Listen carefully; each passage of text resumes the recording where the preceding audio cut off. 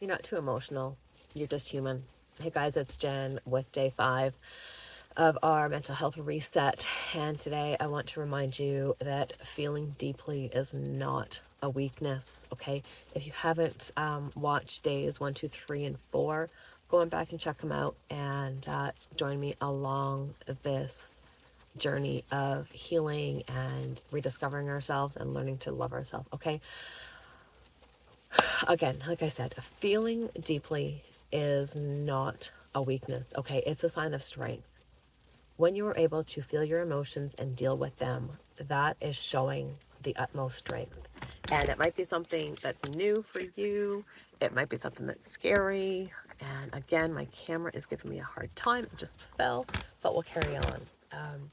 So society, the environment, the people around us, they often teach us that emotions is bad and that feeling emotions is bad.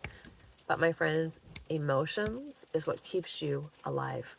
Okay, that's what makes you a human. That's what takes your soul, that's what takes who you are, and that makes you a human. So when you have and when you allow yourself the ability to feel deeply, it means that you are connected to yourself. It means you are connected to yourself. So instead of shutting down, instead of ignoring those emotions, instead of pretending they don't care, we choose to honor them when we feel them. Okay?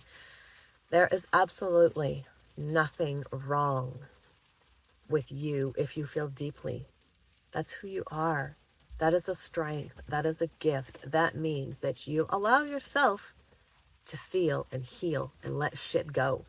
Okay? You don't let it build up. You don't let it stew inside. You don't let it pretend like nothing is happening. You actually feel it. And you know that it's just a feeling and it's going to pass. It's like the weather. Like, for example, right now it's freezing rain. I know shortly it's going to change. It's going to snow. It's going to do something, but it's going to change. Okay, it's not pretty right now, just like our emotions. Sometimes they're not pretty, but when we learn to sit with them and we learn to feel them, that is where the strength is, okay? There is nothing wrong with you feeling your emotions. There is something wrong if you suppress them, if you ignore them, if you let them control you. Okay, so the problem isn't the emotions. The problem is the fear of us facing those emotions. So as we go along these 90 days, we're going to talk a little bit more about emotions. We're going to talk about how to feel. We're going to talk about giving you the power and the strength to live a life that you feel in alignment with, a life that makes you happy. Now, that doesn't mean that we're not going to run into shit shows. We're going to run into storms. We're going to run into hard times.